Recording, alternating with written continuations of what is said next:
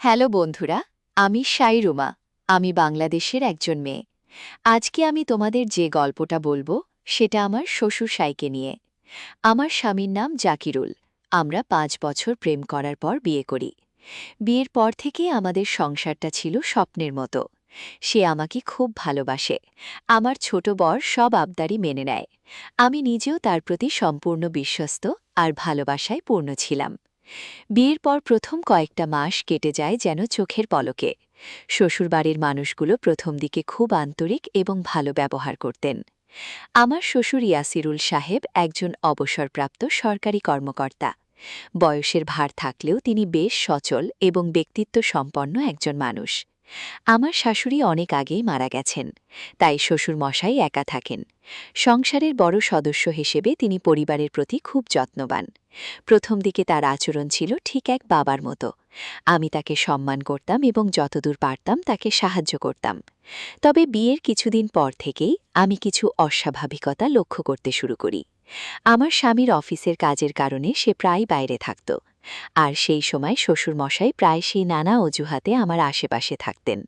প্রথমে ভেবেছিলাম হয়তো দিনের নিঃসঙ্গতা থেকে মুক্তি পেতে আমার সঙ্গে কথা বলতে চান, কিন্তু ধীরে ধীরে তার দৃষ্টিভঙ্গিতে কিছু অস্বস্তিকর বার্তা অনুভব করতে থাকি। একদিন দুপুরবেলা রান্নাঘরে রান্না করছিলাম। হঠাৎ পেছনে তাকিয়ে দেখি শ্বশুরমশাই চুপচাপ দাঁড়িয়ে আছেন। তার চোখে একরকম গভীর দৃষ্টি, যেটা সাধারণ বাবার চোখে হয় না। আমি কিছুটা বিচলিত হয়ে পড়ি, কিন্তু কিছু বলি না। তিনি হাসি মুখে বললেন, শাইরুমা, তোমার হাতের রান্না বেশ ভালো হয়। তুমি যেন আমার ছেলের চেয়েও বেশি যত্নশীলা। কথাটা হয়তো সাধারণ, কিন্তু তার বলার ভঙ্গি যেন ভিন্ন এক ইঙ্গিত দিচ্ছিল। এরপর এমন অনেকবার হয়েছে যখন তিনি অসুস্থতার অজুহাতে আমাকে পাশে বসিয়ে হাত বা পা মালিশ করে দেওয়ার কথা বলেন। আমি একজন বউ হিসেবে তাকে অসম্মান করতে চাইনি, কিন্তু তার এই অনুরোধগুলো ক্রমশ আমাকে দ্বিধার মধ্যে ফেলে দিচ্ছিল। আমি বুঝতে পারছিলাম না এটি নিশ্চয়ই কি একজন বয়স্ক মানুষের শারীরিক আরাম চাওয়া, নাকি এর পেছনে আছে অন্য কোনো উদ্দেশ্য। এই পরিস্থিতিটি আমাকে মানসিকভাবে অস্বস্তিতে ফেলে দিয়েছে। আমি আমার স্বামীর কাছে সরাসরি কিছু বলতে পারছিলাম না, কারণ কোনো প্রমাণ ছাড়াই এসব বলা দাম্পত্য সম্পর্কে ভাঙন ধরাতে পারে। তাই আমি সিদ্ধান্ত নিই, নিজেই পরিস্থিতি বুঝে উঠবে এবং খুঁজে বের করব এই আচরণের পেছনে কী লুকিয়ে আছে। আমি বুঝে গিয়েছিলাম এই সংসারের আড়ালে লুকিয়ে আছে গভীর রহস্য, যার প্রাথমিক ইঙ্গিত মিলছে আমার শ্বশুরের চোখের ভাষায়। সেদিন সন্ধেবেলা বারান্দায় দাঁড়িয়ে চা খাচ্ছিলাম, আর মনের মধ্যে ঘুরপাক খাচ্ছিল নানা প্রশ্ন। ইয়াসিরুল সাহেবের চোখে যে দৃষ্টিটা আমি বারবার অনুভব করছি, তা কি শুধুই আমার মনের ভুল, নাকি সত্যি তার চোখে কোনো ভিন্ন ভাষা লুকানো? নিজের মনকে শান্ত করতে চেষ্টা করছিলাম, কিন্তু ভেতরের অস্বস্তিজনক কিছুতেই পিছু ছাড়ছিল না। আমি নিশ্চিত ছিলাম কিছু একটা ঠিক নেই, কিন্তু সেটাকে প্রকাশ করার মতো যথেষ্ট যুক্তি তখন আমার হাতে ছিল না। এর ঠিক পরদিন রাতে হঠাৎই শ্বশুরমশাই হালকা কাশির শব্দে আমাকে ডাকলেন। বললেন বুকটা ব্যথা করছে।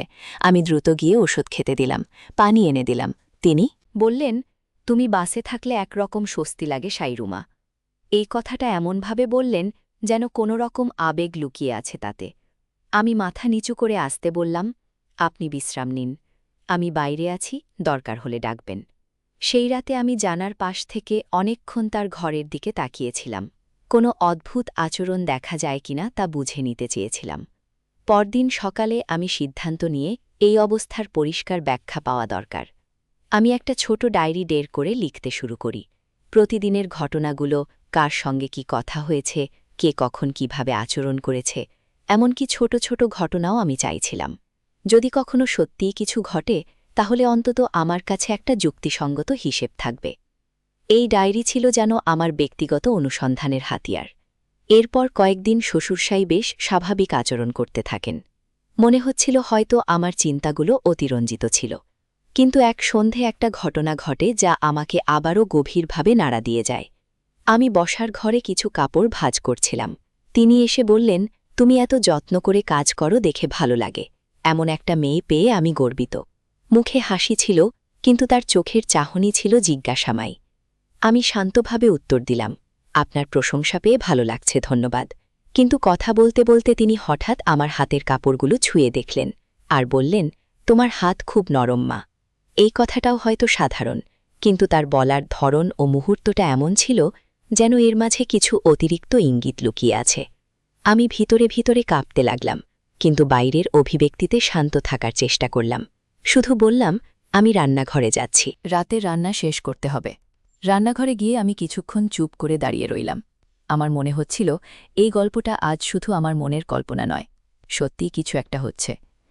কিন্তু এই পর্যায়ে আমি চাইলেও কাউকে কিছু বলার মতো অবস্থায় ছিলাম না। তাই সিদ্ধান্ত নিলাম এই রহস্য আরও ভালোভাবে বুঝে তবেই কোনো সিদ্ধান্ত নেব।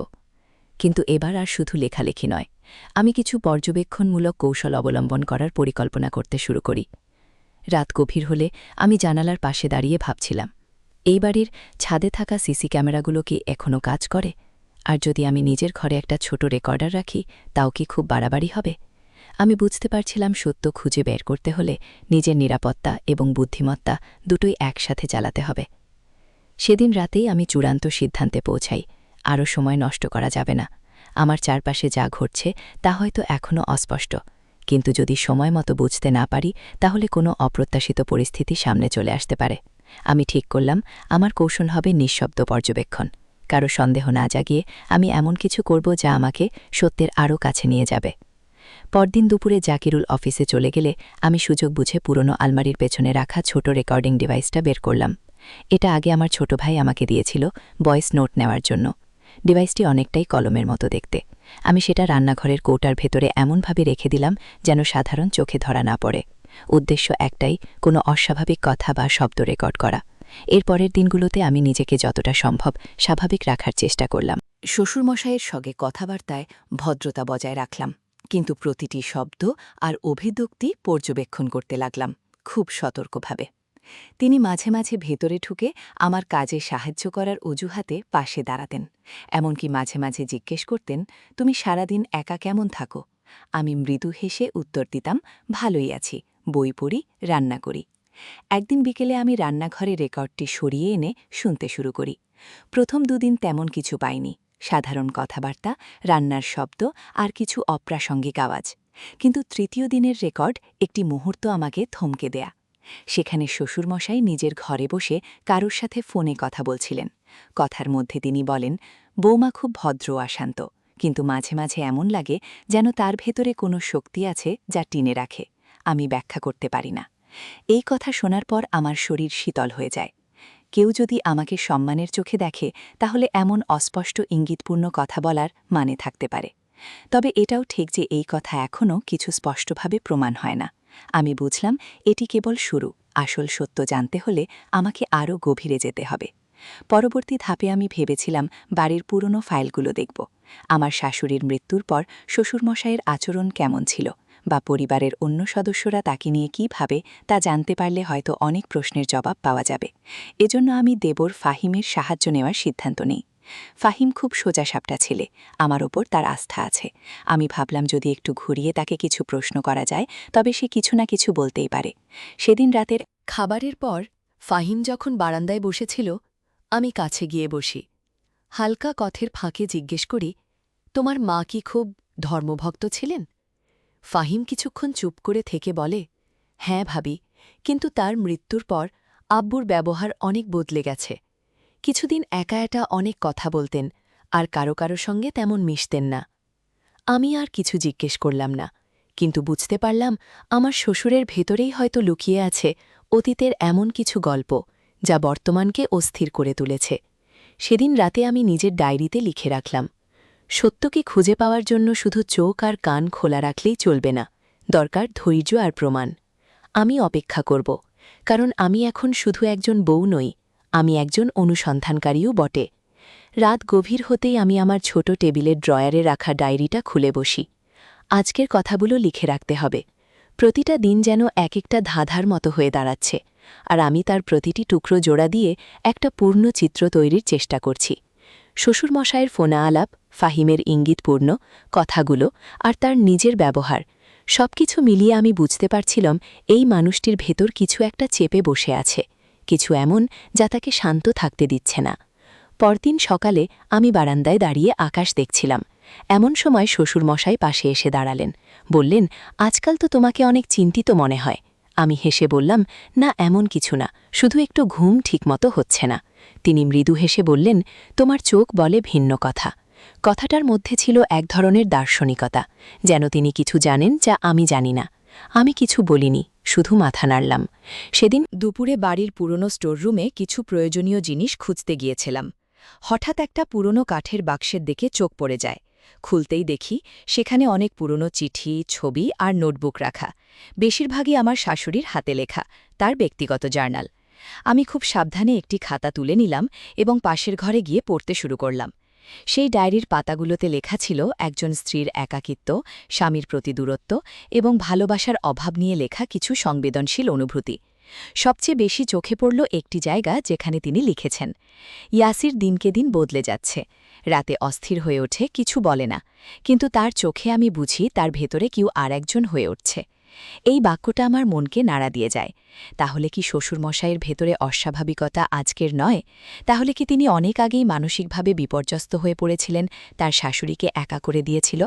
আমি দ্রুত আরও কিছু পৃষ্ঠা উল্টাই এবং দেখি কিছু চিকিৎসকের রিপোর্টের টপিক। একটাতে লেখা রয়েছে সাময়িক আচরণগত পরিবর্তন ও হতাশা, আর একটাতে একাকিত্ব থেকে সৃষ্ট মানসিক চাপ। তখন আমি বুঝে যাই শ্বশুরমশাই হয়তো আজ যা করছেন বা বলছেন তার পেছনে লুকিয়ে থাকতে পারে দীর্ঘদিনের দুঃখ, একাকিত্ব ও মানসিক অবসাদ। এর মানে এই নয় যে তার সব আচরণ গ্রহণযোগ্য, কিন্তু এটুকু অন্তত বোঝা যায় তার মনোজগতে এমন কিছু চলছিল যার প্রতিফলন আমি আজ দেখতে পাচ্ছি। এই সত্যটা জানার পর আমি এক ধরনের সহানুভূতি অনুভব করি, কিন্তু একই সাথে নিজের নিরাপত্তার দিকেও খেয়াল রাখতে চাই। ভালোবাসার মানুষদের পাশে দাঁড়ানো যেমন দায়িত্ব, তেমনি নিজের সীমারেখা টানাটানিও জরুরি। সেদিন রাতে আমি ডায়েরিতে লিখলাম, কিছু আচরণের পেছনে থাকে অজানা বেদনার গল্প, কিন্তু সেই গল্প জানলেও নিজের সুরক্ষা ভুলে যাওয়া যায় না। আমি এখন জানি সত্যটা শুধু আমার নয়, পুরো পরিবারের ভবিষ্যতের জন্য গুরুত্বপূর্ণ। রাতটা কেটে গেল এক অদ্ভুত চাপা অস্থিরতার মধ্যে। শাশুড়ির লেখা ডায়েরির পাতাগুলো শুধু অতীতের গল্পই নয়, যেন আমার বর্তমান জীবনের প্রতিধ্বনিও হয়ে উঠেছে।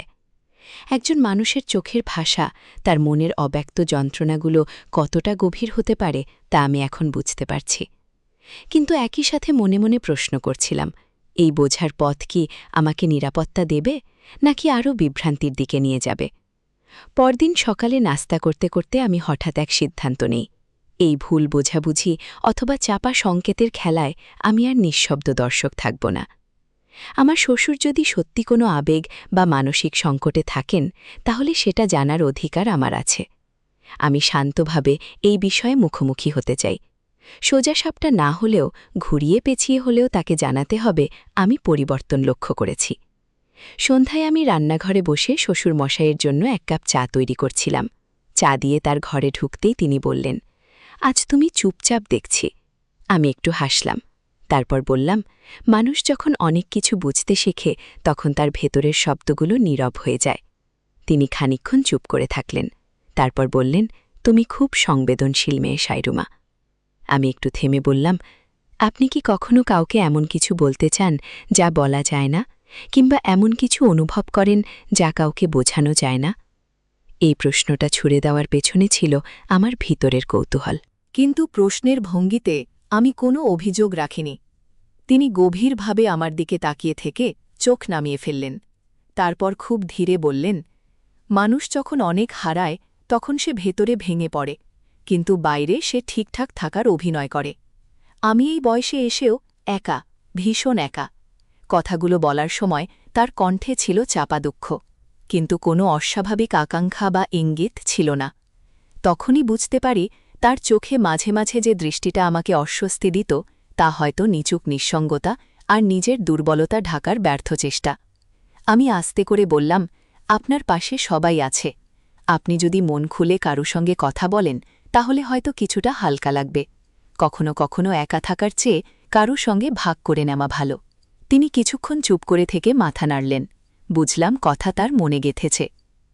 সেদিন রাতে আমি নিজের ঘরে এসে দীর্ঘদিন পর একটুখানি স্বস্তি অনুভব করি। যদিও রহস্য পুরোপুরি উদ্ঘাটিত হয়নি, তবু শ্বশুরের মুখোমুখি হওয়ার পর আমার নিজের মধ্যে সাহস ফিরে এসেছে। বুঝেছি কিছু সম্পর্কের গভীরে ঢুকলে সেখানে শুধু অন্ধকার নয়, থাকে আবেগ, ব্যর্থতা আর বোঝারও আকাঙ্ক্ষাও। রাতের ডায়েরিতে লিখলাম, আজ আমি একজন মানুষের নিঃসঙ্গতার গল্প শুনেছি, আর সেই গল্প আমাকে শিক্ষা দিয়েছে সব চাহনি ইচ্ছার নয়, কিছু কিছু চাহনি সাহায্যের ভাষা হতে পারে, তবে সেই সাহায্য করার পথে নিজের সীমারেখা বজায় রাখা সবচেয়ে বড় দায়িত্ব। পরের দিন সকালে ঘুম থেকে উঠে আমি অনেকটা হালকা অনুভব করছিলাম। মনে হচ্ছিল গতকালের কথোপকথনের পর যেন আমার মনের মধ্যে জমে থাকা কুয়াশা একটু সরে গেছে, তবে সেটা পুরোপুরি না, কারণ অনুভূতির গভীরে এখনও রয়েছে সতর্কতার ছায়া। শ্বশুরমশাই তার নিঃসঙ্গতা ভাগ করে নেওয়ার চেষ্টা করেছিলেন, কিন্তু আমি জানি এই গল্প এখানেই শেষ নয়। বাড়ির পরিবেশ গত কয়েকদিনের তুলনায় একটু শান্ত লাগছিল। আমার স্বামী জাকিরুল আর ছুটিতে ছিল, তার সঙ্গে দুপুরবেলা একসাথে বসে খাওয়ার সময় মন ভালো লাগছিল। আমি লক্ষ্য করলাম শ্বশুরমশাই আজ কিছুটা নিশ্চুপ, যেন নিজের মধ্যে ডুবে আছেন। তিনি হয়তো নিজের কথাগুলো নিয়ে ভাবছেন, কিংবা আমার প্রতিক্রিয়ায় কিছু শিখছেন। সেদিন সন্ধ্যায় আমি বারান্দায় বসে একটি বই পড়ছিলাম। এমন সময় ফাহিম এসে পাশে বসল। বলল, ভাবি, গত কদিন ধরে দেখছি আব্বু খুব চুপচাপ হয়ে গেছেন। তুমি কি কিছু বলেছ নাকি? আমি একটু হেসে বললাম, না, শুধু একটু মন খুলে কথা বলেছি। মনে হয় উনিও কিছুটা স্বস্তি পেয়েছেন। ফাহিম মাথা নাড়ল, তারপর বলল, আসলে মা যাওয়ার পর থেকে উনি কখনোই আর স্বাভাবিক ছিলেন না। তার কথাগুলো আমার হৃদয়ে আলোড়ন তোলে। একজন মানুষ যখন ভালোবাসার মানুষের শূন্যতায় দীর্ঘদিন একা থাকতে থাকে, তখন সে ভেতরে ভেঙে পড়ে, কিন্তু বাইরের মুখোশ পড়ে থাকে। শ্বশুরমশায়ের আচরণ হয়তো সেই ভাঙনের প্রতিফলন। তবে সেটা বোঝা মানে এই না যে সবকিছু মেনে নিতে হবে। সেই জায়গাটাই আমাকে ভাবিয়ে তোলে।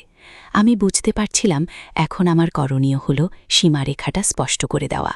সম্মান আর সহানুভূতির মধ্যে একটা ভারসাম্য বজায় রাখা খুব জরুরি। পরের দিন সকালে নাস্তা শেষে আমি তার সঙ্গে একা একবার কথা বলার সুযোগ নেই। খুব স্বাভাবিক ভঙ্গিতে বলি, আব্বু, আপনি আমার বড়দের মধ্যে একজন। আমি সবসময় চাই আপনি ভালো থাকুন, কিন্তু আমি চাই আমরা দুজনেই যেন আমাদের সম্পর্কটা আরও গঠনমূলক ও সীমাবদ্ধ রাখি। তিনি আমার দিকে তাকিয়েছিলেন। কিছুক্ষণ তারপর মাথা নাড়লেন। তার চোখে ছিল একটা বোঝার আভাস, যেন তিনি নিজের ভুলটা কিছুটা হলেও বুঝতে পেরেছেন। তিনি শান্তভাবে বললেন, তুমি ঠিক বলেছ, আমি মাঝে মাঝে নিজের ভেতরের দুর্বলতাকে সামলাতে পারি না। আমি বললাম, আপনি কখনো চাইলে আমার সঙ্গে কথা বলতে পারেন, কিন্তু একটা নির্দিষ্ট পরিসীমার মধ্যে থেকে। আমি চাই এই সংসারটা শান্তিপূর্ণ থাকুক। সেদিন রাখে আমি ডায়েরিতে লিখে রাখলাম, মানুষ যত কাছেই হোক, তখনই তার আচরণ আমাদের মানসিক সুরক্ষা বা আত্মসম্মানের দিকে আঘাত করে, তখন তাকে বিনয়ের সঙ্গে সীমারেখা মনে করিয়ে দেওয়া আমাদের দায়িত্ব। বোঝামানিক সবকিছু মেনে নেওয়া নয়, বরং সম্পর্কের ভারসাম্য তৈরি করা। সীমারেখা স্পষ্ট করার পর থেকে বাড়ির পরিবেশে এক ধরনের ভারসাম্য ফিরে এসেছে। শ্বশুরমশাই আগের মতো অতটা কাছাকাছি আসেন না, তবে তার ব্যবহারে কৃতজ্ঞতা ও পরিণতির ছাপ স্পষ্ট। আমি বুঝতে পারি তার ভেতরে খুব পরিবর্তন শুরু হয়েছে। হয়তো তিনি নিজেকে প্রশ্ন করছেন, হয়তো আত্মসমালোচনার ভেতর দিয়ে নিজেকে চিনছেন। আমি নিজের ভেতরেও এক ধরনের মানসিক স্থিতি অনুভব করি। কোনো সম্পর্ককে সম্মান দিয়ে সীমাবদ্ধ করার ক্ষমতা আমাকে আত্মবিশ্বাস দিয়েছে। আমি এখন নিজেকে আর শুধুই এক পুতুলের মতো অনুভব করি না। আমি একজন নারী, একজন স্ত্রীর পাশাপাশি একজন সচেতন মানুষ, যে সম্পর্কের ভারসাম্য বুঝতে শিখেছে। সেই সময় থেকেই আমি পরিবারকে আরও কাছ থেকে জড়াতে শুরু করি। আমার বর ফাহিম ছিল সবসময় আন্তরিক। বুর সঙ্গে একদিন বসে পরিকল্পনা করলাম, শ্বশুর উমসায় মানসিক চাপে কিছুটা ভারমুক্তি আনার জন্য আমরা কিছু পরিবারভিত্তিক কার্যক্রম শুরু করব, যেমন প্রতি শুক্রবার বিকেলে সবাই মিলে গল্প, আড্ডা বা পুরনো অ্যালবাম দেখার আয়োজন করব। প্রথম শুক্রবার বিকেলে আমরা ড্রয়িং রুমে সবাই মিলে বসি। আমি শ্বশুর শামসাইকে বলি, আব্বু, আপনি তো আমাদের পারিবারিক ইতিহাসের জীবন্ত সাক্ষী। আজকে আপনি বলুন আপনার কলেজের দিনগুলোর স্মৃতি। উনি একটু অবাক হলেও হাসলেন। তারপর ধীরে ধীরে বলতে শুরু করলেন ছাত্রজীবন, কষ্টের দিন, ভালোবাসার চিঠি, শাশুড়ির সঙ্গে প্রথম দেখা, সবকিছু। সেই গল্প বলার সময় তার চোখে এক অন্যরকম উচ্ছ্বাস দেখি। সেদিনের পর থেকে আমি বুঝতে পারি শ্বশুরমশায়ের জীবনে যা ছিল একাকিত্ব আর অন্ধকার, সেখানে এখন আলো ফোটাতে শুরু করেছে। এই পরিবারের মধ্যে নিজের গুরুত্ব খুঁজে পেয়ে তার দৃষ্টিতে একটা প্রশান্তি এসেছে, যেটা আমাকে আর অস্বস্তি দেয় না এবং সম্পর্কের গভীরতায় শ্রদ্ধা তৈরি করে আমার। স্বামী জাকিরুল এই পরিবর্তন লক্ষ্য করছিল। এক সন্ধ্যায় হালকা কথার মাঝে সে বলে ওঠে, তুমি জানো, বাবাকে অনেক দিন পর হাসতে দেখলাম। আমার উপস্থিতি আসলে আমাদের পরিবারে এই শান্তির বাতাস নিয়ে এসেছে। আমি মুচকি হেসে বললাম, সবাই মিলে পাশে থাকলে একাকিত্ব কেটে যায়। রাতে ডায়েরিতে লিখি, পরিবারের প্রতিটি সম্পর্ক যতক্ষণ বোঝা আপনার সম্মানের ভিতে দাঁড়িয়ে থাকে, ততক্ষণে সেটি টিকে থাকে দীর্ঘস্থায়ী আর নির্ভরতার মতো। আমরা সবাই মানুষ, ভুল হতেই পারে, কিন্তু সেই ভুল থেকে নতুন কিছু তৈরি করাই হল প্রকৃত বুদ্ধিমত্তা। সবকিছু যখন ধীরে ধীরে স্থির হয়ে আসছিল, তখনই হঠাৎ এক পুরনো চিঠি আমার হাতে এসে পড়ে, যা আবারও আমার জীবনে এক নতুন ধাক্কা এনে দেয়া। ঘটনা ছিল এমন, আমি স্টোররুম পরিষ্কার করছিলাম, পরিবারের কিছু পুরনো জিনিসপত্র গোছানোর জন্য সেখানেই একটা কাঠির বাক্সে পুরনো চিঠিপত্র রাখা ছিল। বাক্সে ধুলো জমে থাকলেও কাগজগুলো বেশ যত্নে রাখা ছিল। বোঝা যাচ্ছিল এগুলো মূল্যবান স্মৃতির অংশ। হঠাৎই একটা খামে মোড়া চিঠির ওপরে আমার শাশুড়ির নাম আর পাশে ছোট করে লেখা একান্ত ব্যক্তিগত শব্দ। দুটি চোখে পড়ে কৌতূহল দমাতে না পেরে আমি খাম খুলে চিঠিটা বের করি। কাগজটা ছিল কিছুটা বিবর্ণ, কিন্তু লেখাগুলো স্পষ্ট। চিঠির ভাষা ছিল আবেগময় এবং ভেতরে লুকানো ছিল গভীর দ্বন্দ্ব। চিঠিতে শাশুড়ি লিখেছিলেন, তুমি আমার স্বামী, অথচ মাঝে মাঝে তোমার চোখে এমন এক আকাঙ্ক্ষা দেখি যা আমার নয়। তুমি আমার পাশে থেকেও যেন অন্য কারোর জন্য ব্যাকুল। আমি বুঝে গেছি এই দৃষ্টিটা শুধু ভালোবাসার নয়, দায়িত্ব আর সীমারেখা ভুলে যাওয়া শুরু। চিঠির এই ভাষা আমাকে চমকে দেয়। এতদিন ধরে আমি যা ভাবছিলাম তার অনেকটাই সত্য প্রমাণিত হল এই একখানা কাগজে। শ্বশুরমশাইয়ের আচরণ আজকের তৈরি নয়, বরং সেই আভ্যন্তরীণ দ্বন্দ্ব। বহুদিনের জমে থাকা ক্ষত আমার শাশুড়ি হয়তো অনেকটা বোঝার চেষ্টা করেছেন, তাকে সামলানোর চেষ্টা করেছেন, কিন্তু শেষ পর্যন্ত একা লড়েছেন নিজের মানসিক যুদ্ধে। এই চিঠি আমার হৃদয়ে এক ধরনের ভার অনুভব করায়। আমার শ্বশুরমশাইয়ের উপর রাগ অনুভব করিনি, বরং একটা দীর্ঘশ্বাস ফেলেছিলাম, যেন তার অতীতের কিছু পাপ তিনি নিজেই বোঝার আগেই বহু কিছু হারিয়ে ফেলেছেন। আমি জানি এই চিঠি প্রকাশ করলেই পুরো পরিবারের ভারসাম্য নষ্ট হয়ে যাবে, তাই সিদ্ধান্ত নিয়ে এটি কাউকে দেখাব না। তবে নিজের ভেতরে রাগ যেন ভুল না হয় ভবিষ্যতের সম্পর্ক তৈরি করতে গিয়ে। পরদিন দুপুরে শ্বশুরমশাই যখন বারান্দায় বসেছিলেন, আমি একটু দূরে বসে তাকে দেখছিলাম। তার চোখে আজও সেই নিঃসঙ্গতা, কিন্তু একই সাথে ছিল একরকম আত্মসমালোচনার আভাস। আমি তাকে আর প্রশ্ন করিনি, কারণ আমি এখন সব বুঝি। আমাদের মাঝখানে একটা নীরব বোঝাপড়া তৈরি হয়েছে, যেখানে কেউ কিছু বলে না, কিন্তু বুঝেই জানে কোন পথে যাওয়া উচিত নয়। সেদিন রাতে ডায়েরিতে লিখলাম, কখনো কখনো কিছু সত্য আমাদের ব্যথিত করে, কিন্তু সেই সত্যই আমাদের ভেতরের চোখ খুলে দেয়া। সম্পর্কটিকে রাখার জন্য শুধু ভালোবাসা নয়, দরকার আত্মসম্মান, ক্ষমাশীলতা আর সীমারেখার স্পষ্টতা। পুরনো চিঠির রহস্য আমাদের পরিবারের মধ্যে নতুন এক চুপচাপ পরিবর্তনের সূচনা করেছিল। সাইরুমা হিসেবে আমি বুঝতে পারছিলাম অতীতের ব্যথা আর ভুল বোঝাবুঝির ছায়া এখনও পুরোপুরি মুছে যায়নি। কিন্তু সেই সব কিছু জানার পর আমাদের সবার সামনে একটা নতুন সুযোগ এসেছে, ভবিষ্যতের পথ সুগম করার। পরিবারের সবাই মিলিত হয় একটি জরুরি আলোচনার জন্য। আয়োজনে ছিলেন আমার স্বামী জাকিরুল, দেবর ফাহিম, শ্বশুরমশাই ইয়াসিরুল, আমি নিজে আর শ্বশুরের নিকট কিছু ঘনিষ্ঠ আত্মীয়। আলোচনার শুরুতে আমি সবার প্রতি কৃতজ্ঞতা জানাই, কারণ তারা সবাই এক বিষয় নিয়ে খোলাখুলিভাবে কথা বলার জন্য প্রস্তুত। জাকিরুল বলেন, আমরা সবাই চাই এই সংসার সুখী হোক, আর শ্বশুরমশাই যেন একাকিত্ব থেকে বেরিয়ে আসতে পারেন। এজন্য আমাদের সকলকে একসাথে কাজ করতে হবে। ফাহিম যোগ করেন, আসলে একা একা কেউ বড় পরিবর্তন আনা কঠিন, তাই সবাই মিলে থাকলে অনেক সমস্যার সমাধান সম্ভব। শ্বশুরমশাই নিজেও স্বীকার করেন, আমি অনেক ভুল করেছি, কিন্তু এখন বুঝেছি সবার পাশে থেকে একটা সুস্থ সম্পর্ক গড়াই সবচেয়ে বড় কাজ। আলোচনা শেষে সবাই সিদ্ধান্ত নেয়া, পরিবারের সবাই মিলেমিশে শ্বশুরমশাইয়ের জন্য নিয়মিত সময় দেবেন, তার শখের কাজগুলোতে তাকে উৎসাহিত করবেন এবং পরিবারের সবাই একে অপরের মনোভাব বুঝতে আরও সচেতন হবেন। এই সিদ্ধান্তের পর আমার মনে হয় আমরা কেবল একটি সম্পর্ক নয়, একটি পরিবার হিসেবে নতুন এক অধ্যায় শুরু করছি। আমার নিজের দায়িত্ব বেড়ে গেছে, শ্বশুরমশাইয়ের সঠিক দিক নির্দেশনায় সাহায্য করা এবং সংসারের শান্তি বজায় রাখা। রাতের ডায়েরিতে লিখলাম, পরিবার মানে শুধু রক্তের সম্পর্ক নয়, বরং বোঝাপড়া, শ্রদ্ধা আর সহানুভূতির এক জটিল জালে বাঁধা সম্পর্ক, যেখান থেকে শুরু হয় সত্যিকারের শান্তি ও ভালোবাসা। পুরো পরিবার যখন একসঙ্গে বসে বসে নতুন জীবনের পরিকল্পনা করছিল, তখন আমি বুঝতে পারলাম সত্য উদ্ঘাটন হওয়া মানেই শেষ নয়, বরং নতুন শুরু। আমাদের প্রতিটি সদস্যের জীবনে একটি নতুন অধ্যায় শুরু হয়েছে। শ্বশুরমশাইয়ের অন্তর্মুখী যন্ত্রণার পেছনে লুকানো বাস্তবতা বুঝে আমরা তাকে আরও ভালোভাবে বুঝতে শিখেছি।